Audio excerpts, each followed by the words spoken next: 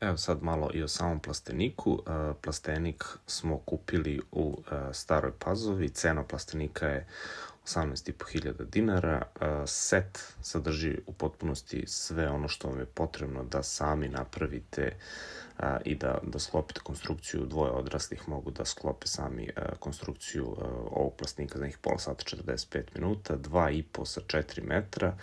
I evo pogledajte kako smo mi to napravili, sklopili i kako to na kraju izgleda.